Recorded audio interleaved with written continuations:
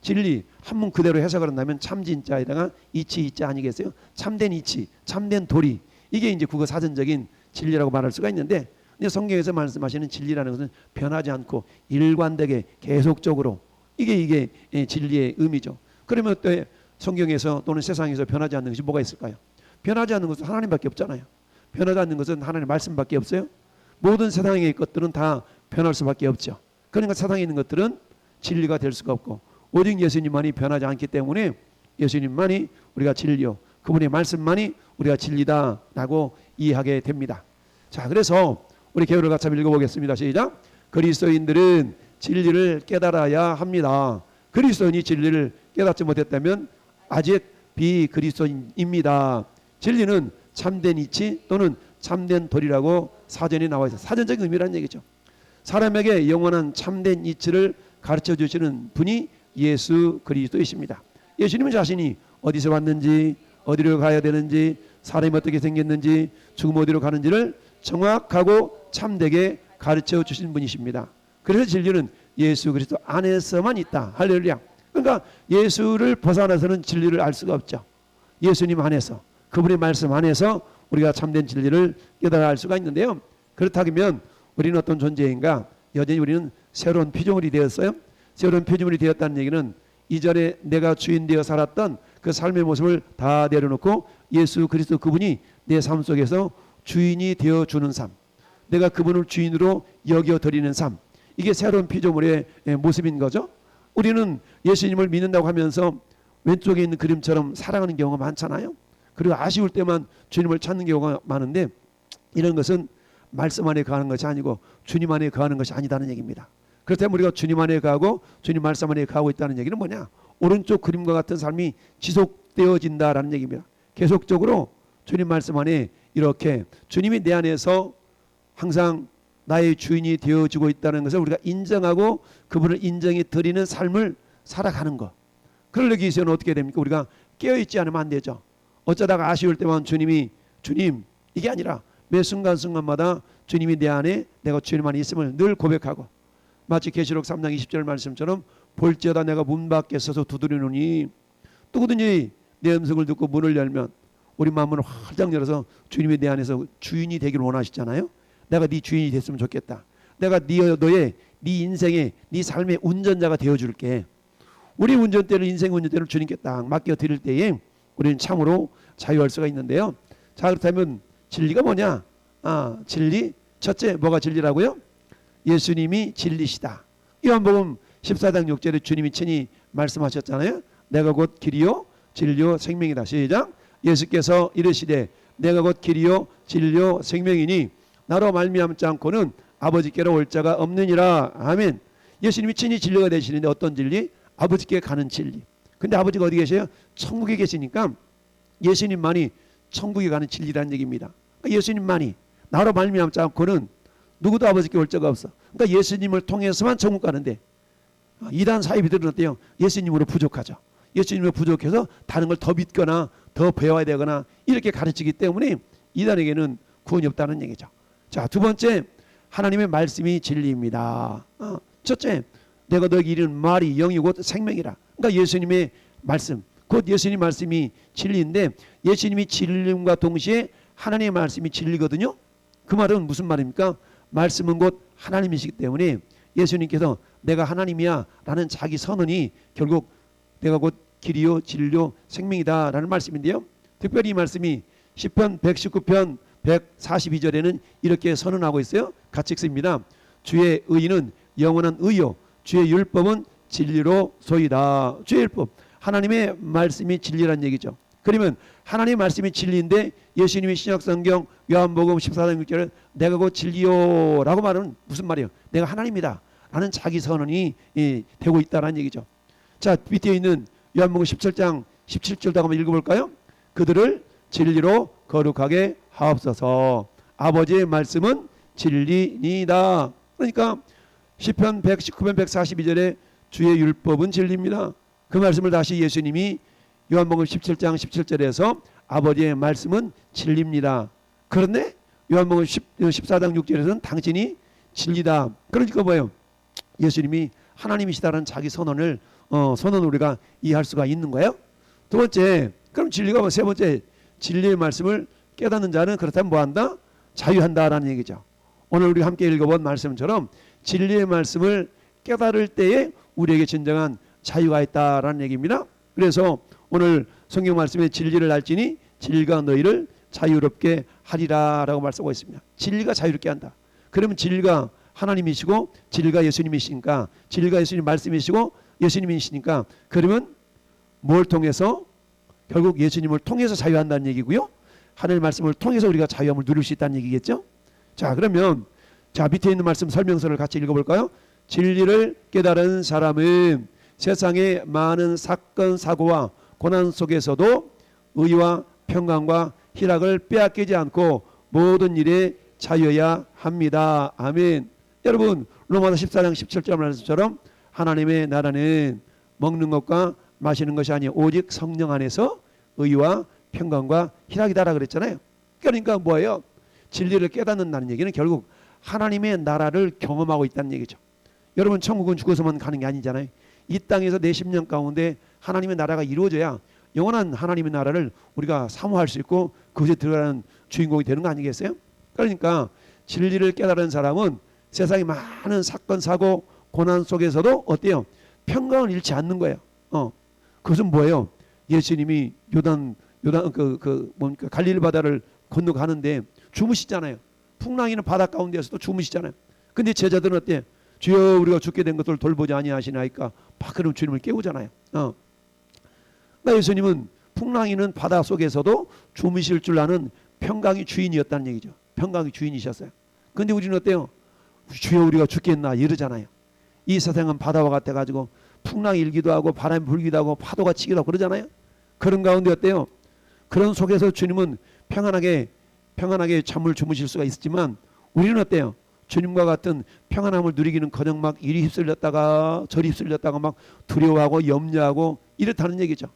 그런데 진리를 깨달으면 주님처럼 주님 안에 거하는 자니까 주님처럼 어때? 평안을 유지할 수가 있다라는 얘기입니다. 할렐루야. 그래서 진리가 무엇이냐? 결국 진리는 주님이시요 주님의 말씀이 진리다. 그럴 때 그 진리의 말씀을 깨닫는 자는 자유할 수가 있다라는 거예요. 자, 이 말씀이었고요. 자, 골로새서 1장 5절도 한번 읽어볼까요? 너희를 위하여 하늘에 쌓아둔 소망으로 말미암음이니 곧 너희가 전에 복음 진리의 말씀을 들은 것이라. 복음 진리, 복음 자체가 진리라는 얘기죠. 그러면서 진리를 알지니 진리가 너희를 자유롭게 하리라. 그러면 우리는 32절만 외우지 말고 그 앞에 있는 말씀 31절을 먼저 우리가 묵상할 수 있어야 되겠죠. 믿은 유대인들에게 주님이 말씀하시기를 뭐라고 그랬다고 그래요? 너희가 내 말에 거하면 참 내 제자가 되고. 할렐루야. 내 말에 거한다는 얘기죠. 내 말에 거하면 무슨 말씀입니까? 주님 말씀 안에 믿은 유대인들이 거한다는 얘기는 어떻게 해서든지 뭐요? 말씀대로 살려고 하는 그런 몸부림이 있다는 얘기죠. 그럴 때 성령께서 그 사람을 도와줘서 말씀대로 살아갈 수 있는 능력이 그에게 임하게 된다라는 얘기입니다. 그러면 주님 말씀 안에 거하기 위해서는 말씀대로 살아갈 수 있는 믿음과 능력이 임하기 위해서는 가장 기본적으로 뭐가 되냐면 경청이 돼야 돼. 경청. 샤마가 돼야 된다는 얘기죠. 신명기 28장 1절 말씀에 그랬을 때 너희가 내가 너에게 이른 모든 말씀을 삼가 듣고 지켜 행하면, 이 지켜 행하면이라는 단어는 삼가 듣고가 되어지지 않으면 지켜 행하면 안 돼요. 그러니까 삼가 들어야만이 지켜 행할 수 있는 믿음과 능력이 나올 수가 있거든요. 왜? 믿음은 들음에서 나기 때문이죠. 그래 믿음이 있어야 순종할 수 있는 능력이 나오는 거 아니겠어요? 그래서 내 말에 거하면, 거한다는 얘기는 하나님 말씀을 부여잡고 그 말씀대로 살려고 하는 그런 몸부림 몸짓이 있는 건데, 이것은 저절로 생기는 것이 아니라 경청으로부터 샤마로부터 나온다는 얘기입니다. 할렐루야. 그러니까 오늘 전에 여러분들이 우리가 이 자리에 와서 뭐 하고 있는 거예요? 말씀을 경청하는 거잖아요. 그러면 말씀을 우리가 경청하기 때문에 우리는 지금 뭐라는 얘기죠? 31절 하반절에 있는 것처럼 주님의 제자라는 얘기입니다. 할렐루야. 한번 고백합시다. 우리는 주님의 제자. 그렇죠. 우리는 주님의 제자야. 그리고 주님의 제자이기 때문에 뭐 한다는 얘기죠? 진리를 아는 자가 된다는 얘기입니다. 주님을 제자이기 때문에 진리를 알지니, 그러니 말씀 안에 거하는 것이 곧 주님의 제자고, 그 주님의 제자는 자유하게 된다라고 이어서 말씀하고 있습니다. 그래서 진리가 너희를 자유롭게 하리라 라고 말씀을 하고 있습니다. 그렇다면 그 자유가 뭐냐? 이 자유는 두 가지 자유를 말할 수가 있는데요. 자, 인간이라는 존재는, 사람이라는 존재는 영과 혼과 육체로 이루어진 존재죠. 또는 영혼과 육체, 또는 영과 혼과 육체로 이루어진 존재인데, 자, 그러면 먼저는 우리가 영적인 자유가 먼저 우리에게 임하게 되죠. 영적인 자유. 신분적으로 예수가 우리의 구주임을 믿을 때에 우리는 마귀의 자녀로부터 하나님의 자녀로 신분이 이동되지 않습니까? 신분이 변화가 되어죠. 그럴 때 영적인 자유가 있어요. 자, 영적인 자유는 사도 바울이 로마서 8장 1절 2절에 고백했던 것처럼, 로마서 7장은 뭡니까? 사도 바울이 심란한 어떤 고난의 그런 고백이 있지 않습니까? 오라 나는 곤고한 사람이로다. 이 사망의 몸에서 누가 나를 건져내라. 끊임없는 죄와의 싸움에서, 늘 그야말로 거룩한 부담과 그런 붙들림과 이런 어떤 삶을 살다가 결국 성령의 능력으로 말미암아서 자유를 누리게 되었을 때 고백한 그 고백이 로마서 8장 1절 2절의 고백 아닙니까? 로마서 8장 1절 2절을 우리 한번 고백해 볼까요? 시작. 그러므로 이제 그리스도 예수 안에 있는 자들에게는 이는 그리스도 예수 안에 있는 생명의 성령의 법이 사망의 법에서 너를 해방하였음이니라. 죄와 사망의 법에서 우리를 해방했다. 할렐루야. 여러분, 마귀는 자꾸 우리에게 죄책감을 집어넣어주고 참소를 통해서 죄책감을 불어넣어서 어떻게 해요? 자유를 억압당하는, 그야말로 죄의 노예가 되도록 자꾸 우리를 사망의 법으로 이렇게 이끌어내오잖아요. 그런데 어때요? 진리를 아는 자들에게는 성령님이 우리 안에서 어때요? 그럼에도 불구하고 어때요? 그 모든 것들로부터 자유케 하실 수 있는 능력을 우리에게 더하여 주셨다라는 얘기입니다. 그러니까 이미 주님의 제자된 저와 여러분들은 우리 안에 성령님이 오셨기 때문에 그 성령으로 말미암아서 우리가 하나님의 자녀인 것을 증거하잖아요. 그러니까 어떤 자유를 다시 한번 누릴 수가 있어요? 요한복음 5장 24절 말씀 같이 읽어봐요. 내가 진실로 너에게 이르노니 내 말을 듣고 또 나 보내시를 믿는 자는 영생을 얻었고 심판에 이르지 아니하나니 사망에서 생명을 옮겼느니라. 아멘. 자, 여기 보니까 내 말을 듣고 나 보내신 이를 믿는 자. 이게 뭐예요? 이게 주님 안에 거하는 자예요. 할렐루야. 이게 주님 안에 거하는 자. 그러니까 주님 안에 거하는 자는 어때요?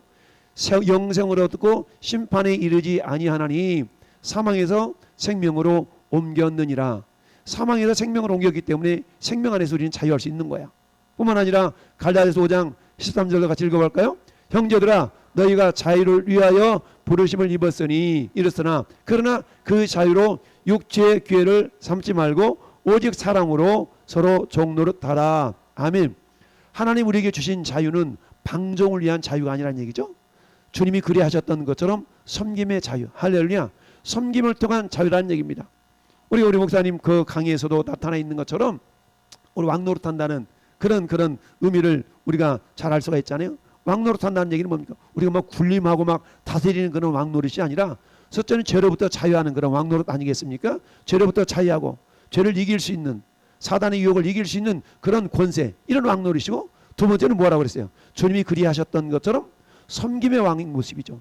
그래서 예수님이 이 땅에 오실 때 종의 모습으로 오시는 것이 마가복음의 어떤 내용이지 않습니까? 그래서 섬김의 모습을 통해서 왕노릇할 수 있는 그런 모습이죠. 그런 것처럼 주님 우리에게 자유를 주신 그 목적 중에 한 가지는 그 자유를 가지고 방종하라고, 내 마음이야, 내 뜻이야, 이게 아니라 그 주님이 주셨던 자유를 통해서 하나님의 선한 뜻을 이루어드리기 위한 그런 용도로 우리 자유가 이렇게 사용되어야 된다는 얘기죠. 그게 참된 자유자의 모습인 것을 성경은 말씀하고 있어요.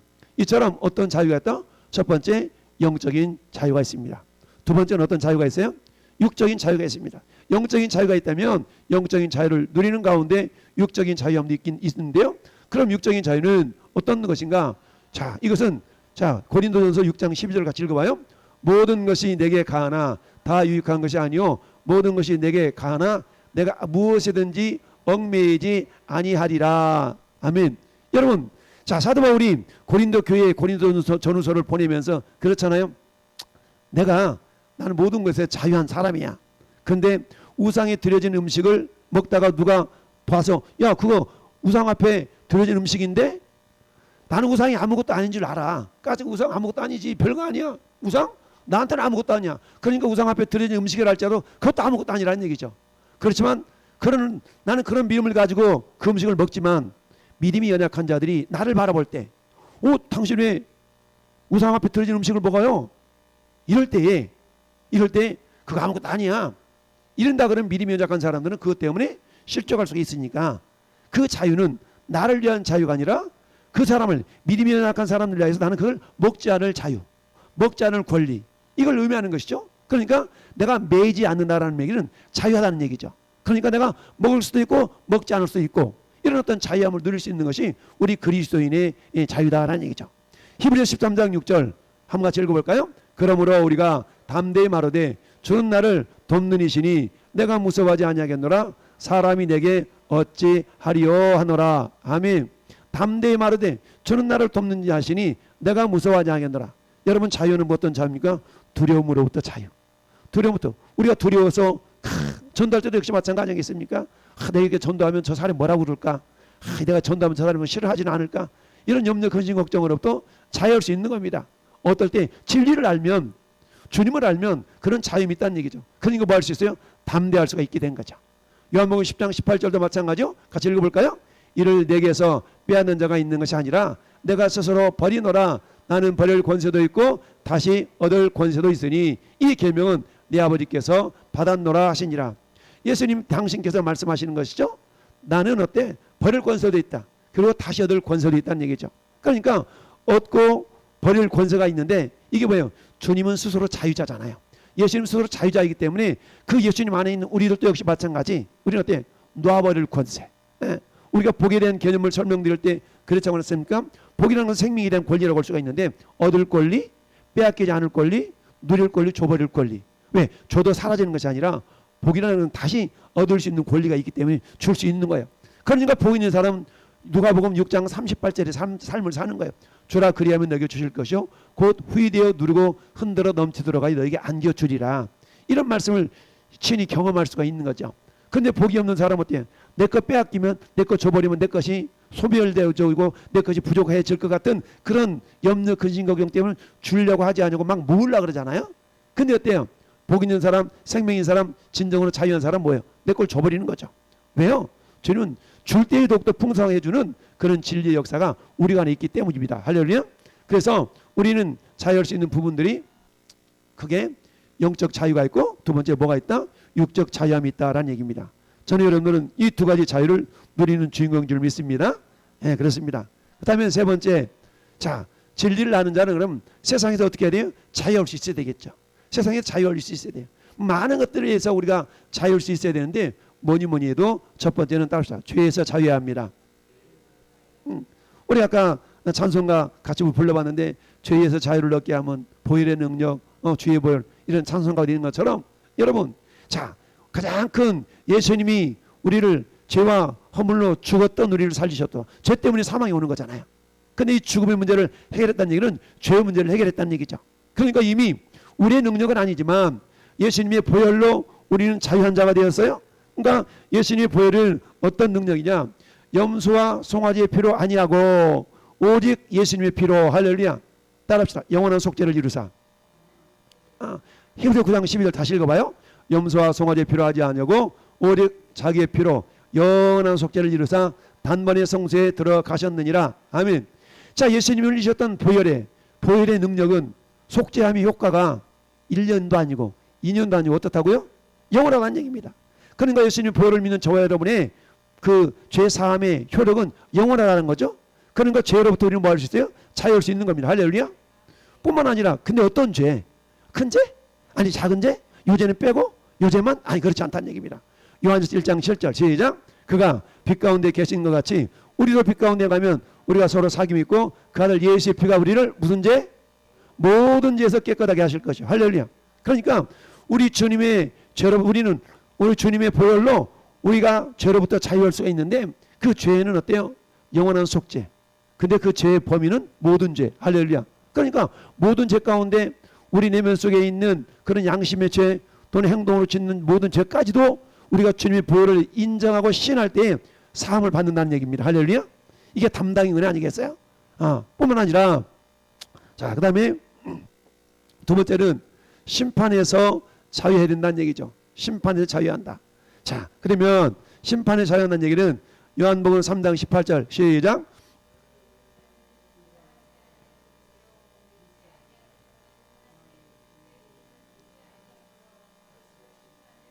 그렇죠. 그를 믿는 자는 심판을 받지 아니하는 것이요. 여기서 심판 받는다는 얘기는 뭡니까? 이미 지옥권세에서 이미 해결받았다는 얘기 아니겠어요? 지옥권세에서 저 천국으로 우리는 옮기운 바가 되었다고 그랬잖아요. 이미 주님과 함께 안치운 바 되었다. 이미 안쳐졌다는 얘기죠. 그 미래적인 상황이지만 그 미래적인 상황을 사도 바울은 에베소 교회를 향해서 미리 안치준 바가 되었다. 안치운 바가 되었다는 얘기입니다. 아직은 우리가 완전하게 주님 보좌 우편에 같이 앉을 수 없는 그런 상황이지만 이미 성경에서 이미 안쳐진 바가 되었다는 얘기죠. 그래서 왜 뭐라고 말할 수 합니까? 이미 구원을 받았지만 아직은. 그래서 already not yet 이라는 말을 우리에게 사용하기도 하고 그러는데요. 이처럼 그를 믿는 자, 예수를 믿는 자는 심판을 받지 아니하는 것이요. 여기 심판은 뭡니까? 지옥 가는 심판 아니겠어요? 믿지 아니하는 자는 하나님의 독생자 이름을 믿지 아니함으로 벌써 심판을 받은 것이니라. 이미 사망 가운데 있다는 얘기입니다. 예수님을 알지 못하고 예수를 믿지 않는다면 그 사망 가운데 있는 것이 그대로 연속돼 가지고 마지막에 어디 가는 거예요? 지옥에 들어갈 수밖에 없다는 얘기 아니겠습니까? 그러니까 우리가 심판으로부터 자유할 수 있어야 된다라는 얘기죠. 세 번째는 뭐에서부터 자유할 수 있어야 돼요? 돈에서 자유할 수 있어야 됩니다. 여러분, 이 세상에 가장 큰 힘이 있는 것이 물질이잖아요. 물질. 하나님 다음으로. 아니 어찌 보면 믿지 않는 자들이나 믿는 자에게서 돈처럼 힘이 있는 게 없잖아요. 그래서 예수님은 마태복음 6장에서 재물과 하나님을 겸하여 섬길 수 없다라고 재물을 하나님 위치까지 이렇게 비교해서 말씀하고 있는 거 아니겠습니까? 그런데 우리는 저것으로부터도 뭐 할 수 있어야 된다?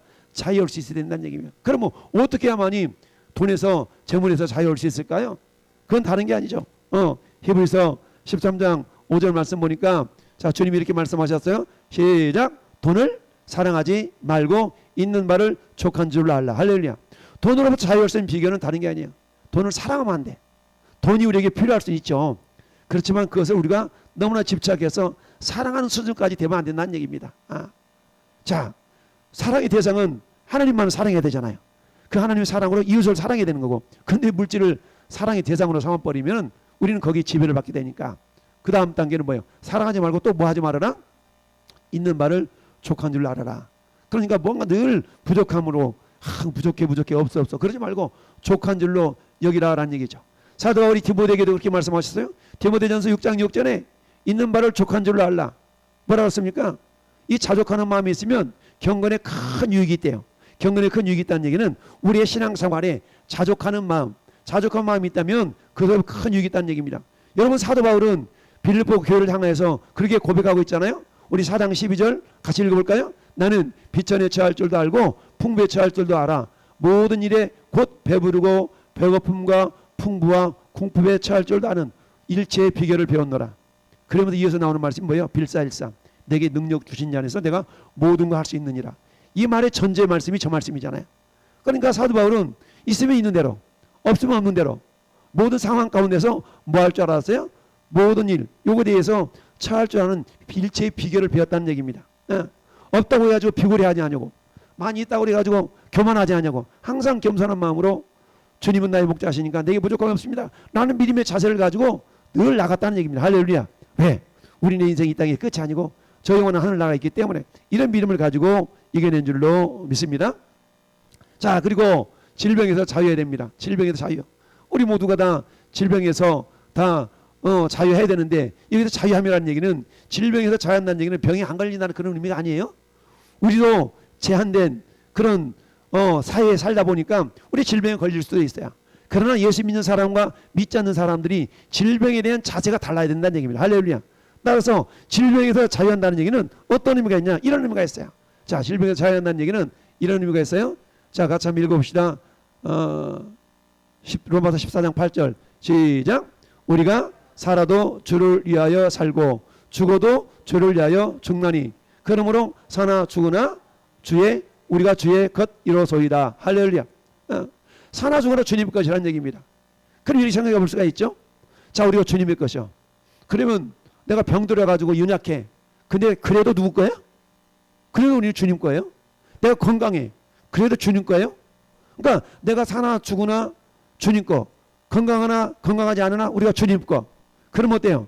우리가 고린도전서 10장 31절 말씀처럼 너희가 먹든지 마시든지 무엇을 하든지 하나님의 영광을 위하여 하라.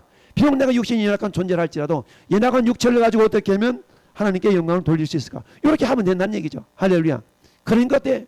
마지막 순간까지 주님 우리를 불러가시는 그 순간까지 우리는 어때요? 저 죄악으로 죽었던 우리를 일단 살려냈지만 그런 살린 상태가 건강한 상태일 수도 있지만 육신적으로 연약한 상태가 될 수 있다는 얘기죠. 그럼에도 불구하고 우리는 어때요? 저 지옥 권세보다는 훨씬 나은 그런 존재라는 얘기죠. 그러니까 어때요? 우리를 어두운 데서 불러내어 귀한 빛에 들어가게 하시니 아름다운 덕을 선전하는 그런 삶은 어때요? 건강하든 건강하지 않든 그를 전할 수 있어야 된다는 얘기입니다. 할렐루야. 여러분 아까 우리 밖에 우리 별성에서 전도하는데 어떤 나이 지긋하신 분이 와가지고 이렇게 대화를 나누는데 그때 목사님이셔. 그 은퇴 목사님이신데 연세가 85세. 85세인데 염색을 하셔가지고 머리 시커먼 거예요. 그래가지고 오늘 뭐 목사님들 모임이 있으셔서 같이 오셨다가 원양에 사시는 목사님이라고 하면서 그런 말씀하시는 거야. 막 복음을 전하고 있었더니 제가 목사님 그렇다 그랬더니 우리 목사들이 이것밖에 없어 이러시는 거예요. 그러니까 복음을 전하는 일이 최고의 가치 있는 일이라는 얘기입니다. 그래서 이렇게 격려를 해주시고 다 가시던데 자 그렇습니다. 전에 여러분들 꼭 목사뿐만 아니라 우리 예수 믿는 모든 사람들은 다른 게 없어요. 결국 예수님을 자랑하는 일이 우리 인생의 최고의 가치 있는 일이라는 것을 우리가 깨닫고 우리가 먹든지 마시든지 무엇을 하든지 하나님 영광을 위해 하는 그런 믿음의 모습들이 저와 여러분 최고의 가치인 삶인 줄로 믿습니다. 자 그렇습니다. 그래서 우리는 어때요? 질병으로부터 자유할 수 있다는 얘기는 질병이 안 걸리다는 얘기가 아니라 비록 내가 연약한 육체를 할지라도 그 연약한 육체를 통해서 주님의 영광을 나타낼 수 있는 그런 삶의 자세를 우리가 살아간다. 그러면 주님 어때요? 기적을 일으켜서 낫게 할 수도 있는 거고 할렐루야. 그렇게 할 수 있는 능력의 하나님이신 우리가 믿어야 된다라는 얘기입니다. 그 다음에 어때요? 다섯 번째는 모든 것에서 자유할 수 있어야 된다는 얘기죠. 그래서 주님 뭐라 말씀하세요? 수고하고 무거운 짐진 자들아 다 내게로 오라. 내가 너희를 쉬게 하리라. 주님 안에서 진정한 샬롬, 진정한 평안이 있는 줄 믿습니다. 너희는 아무것도 염려하지 말아라. 라고 하나님을 믿으니 또 나를 믿으라고 주님이 요한복음 14장 1절에서 말씀하고 있는 줄 압니다. 그렇다면 어떻게 해서 우리가 질질 나는 그런 것들 자유하는 삶을 우리가 누리며 살아갈 수 있을까요? 그건 다른 게 아니라 한마디로 말하면 따라합시다. 주님 말씀 안에 거하는 삶입니다. 그렇습니다. 주님 말씀 안에 거하는 삶이에요. 여러분 주님 말씀 안에 거하는 삶을 여러분 자 성경을 봤더니 이렇게 여러 가지 해석으로 자 리빙 바이블이라고 그러는데 LB라고 해요. 리빙 바이블에서는 이렇게 말씀하고 있습니다. 내가 너희에게 말한 대로 살면 이렇게 표현하고 있어요. 내가 너희에게 말한 대로 살면 이것을 거한다라는 말로 표현하고 있어요. 그러니까 live as I tell you. 내가 너한테 말한 대로 산다. 이런 의미로 리빙 바이블 말하고 있고요. 우리가 잘 사용하고 있는 NIV에서는 나의 교훈을 고수하면 이런 말로 해석하고 있어요. 그리고 그 NLT라는 영어 성경에서는 지키고 복종하면 이라는 말씀으로 해석을 하고 있어요. 이 거한다는 말을 거하면이라는 말을. 그러니까 이걸 세 가지 우리가 이렇게 종합해 본다 그러면 주님 말씀 안에 거한다는 얘기는 우리가 한결같이 항상 변함없이 끊임없이 주님 말씀을 경청하고 그 말씀을 내 것 삼아서 그 말씀이 나를 통하여서 이루어질 수 있도록 우리가 쉼없는 끊임없이 주님 말씀을 순종하려고 하는 그런 삶의 태도 이게 계속 되어지는 것을 뭐라고 한다고 거한다라는 말씀으로 우리가 이해할 수 있겠습니다. 그래서 말씀 안에 거할 때에 우리 진정으로 뭐예요? 말씀 안에 믿음이 있는 거니까 자유할 수가 있는 줄 믿습니다. 두 번째 따라서 성령 충만을 받은 자 그렇습니다. 성령 충만을 받은 자가 결국 어때요? 근데 성령 충만은 또 말씀 충만이니까 성령 충만을 받은 자가 결국 자유할 수 있다. 이 말씀을 고린도서 3장 17절에 이렇게 말씀하고 있어요. 같이 읽어봐요. 주는 영이시니 주 영이 있는 곳에는 자유가 있느니라. 무슨 말씀입니까? 성령님은 우리 안에 항상 계시잖아요. 근데 우리 안에 계신 것과 충만한 것과는 다르잖아요. 그러니까 늘 어때요? 성령님이 늘 나를 통해서 나타나실 수 있도록 술 취하지 말라 이는 방탕한 것이니 오직 성령으로 충만함을 받으라는 건 뭡니까? 성령의 지배, 성령의 다스림을 받으라는 거 아니겠습니까? 그러니까 내 생각이 나올 때마다 주님 이럴 때는 어떻게 합니까? 늘상 주님께 여쭙는 가운데서 내 생각보다 성령의 생각이 이렇게 나를 통하여 나타나는 그 상태 이게 성령 충만의 상태인 줄 믿어요. 그럴 때 어때요? 그 사람은 어떤 삶으로 열매를 맺게 되냐면 그리스도 안에서 얻은 자유를 전하는 자가 된다라는 얘기입니다. 할렐루야. 그래서 사도 바울은 이렇게 그 밀레도에서 사도 바울이 환상 가운데 저 마게도냐 사람 한 사람이 건너와서 우리를 도우라는 환상을 보잖아요. 건너와서 우리를 좀 도와달라는 거 환상을 봤어요. 그랬더니 사도 바울이 뭐라고 그래요? 그 환상을 보았을 때에 우리가 곧 마게도냐로 떠나기를 힘쓰니 이는 하나님이 저 사람들에게 복음을 전하라고 우리를 뭐한 줄 아노라? 부르신 줄로 인정함이라. 결국 뭡니까? 성령께 민감하면 성령님은 우리를 통해서 복음을 전하는 자로 복음을 전하는 삶을 살도록 우리를 자꾸 밀어가지고 이끌어 주신다는 얘기예요. 그러니까 어때요? 결국 저 말씀 때문에 유럽 빌립보에 복음이 전달되어지는 그런 어떤 계기가 되어져서 유럽에 복음이 전달되어지고 유럽에 처음으로 빌립보 교회가 세워지는 그런 역사가 나타났다는 걸 봅니다. 이런 것처럼 저는 여러분들이 오늘도 말씀 안에 거하여서 그러면 어떻게 해서든지 우리가 끼어서 말씀을 순종하고 경청하다 보면 그 말씀 속에 믿음이 있기 때문에 우리로 하여금 말씀을 순종할 능력도 주실 줄 믿습니다. 그런 가운데 말씀이 우리 안에서 우리를 다스리면 그 결과는 뭐예요? 우리는 어때요? 영적인 자유함과 육적인 자유함을 누릴 수가 있어요. 그런 가운데 결국 어떻게 주님을 자랑하는 그런 삶의 열매로 맺어지게 된 줄로 믿습니다.